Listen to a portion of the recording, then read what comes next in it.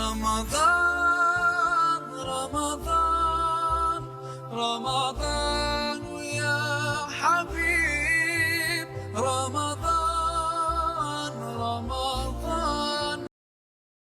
بسم اللہ الرحمن الرحیم. میں یہ بتا رہا تھا کہ ایک وظیفہ ہے وہ سے بہت زیادہ تائید کیا ہوا، تصدیق کیا ہوا ہے اور پہلے کے لوگوں کا آزمایا ہوا ہے. وہ یہ ہے، ویسے تو کسی بھی موقع پر کسی بھی وقت میں پڑھا جا سکتا ہے، لیکن اس کی سب سے بڑی فضیلت جو ہے وہ رمضان میں تیسرے جمعہ کی ہے.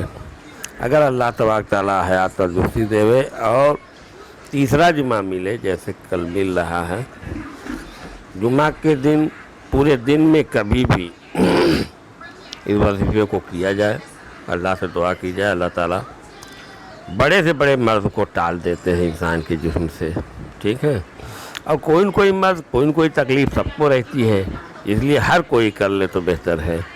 جہاں تک کہ آواز پہنچائی جا سکتی ہو، سب خاص طور سے تو گھروں میں، رشتہ داروں میں، سلسلہ شفیع امدادیہ کے پڑھنے والوں میں عام کر دی جائے، کیونکہ آج کی تعداد یہ ہوگی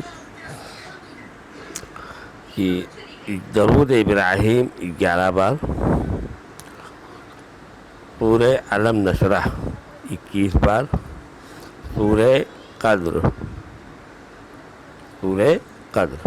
انا انزلناہ فی لیلۃ القدر وما ادراک ما لیلۃ القدر، یہ دونوں صورتیں 21 بار پڑھی جائیں، اور پھر درود ابراہیم 11 بار، یعنی اول آخر درود ابراہیمی 11 بار ہو گیا، اور 21 بار سورہ قدر اور سورہ علم نشرح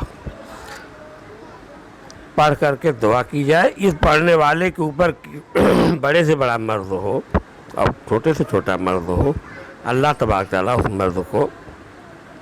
مرض سے نجات دے دیتے ہیں. اس لیے یہ اچھا موقع ہے تیسرے جمعہ والا، سب لوگ پڑھ لیں. خاص طور سے سبھی بچے بچیاں اور پڑھنے والے جو خانقاہ کے ہیں وہ لوگ، سارے لوگ اسے پڑھ لیں کل جمعہ کے دن کسی بھی وقت. ٹھیک ہے، اللہ حافظ.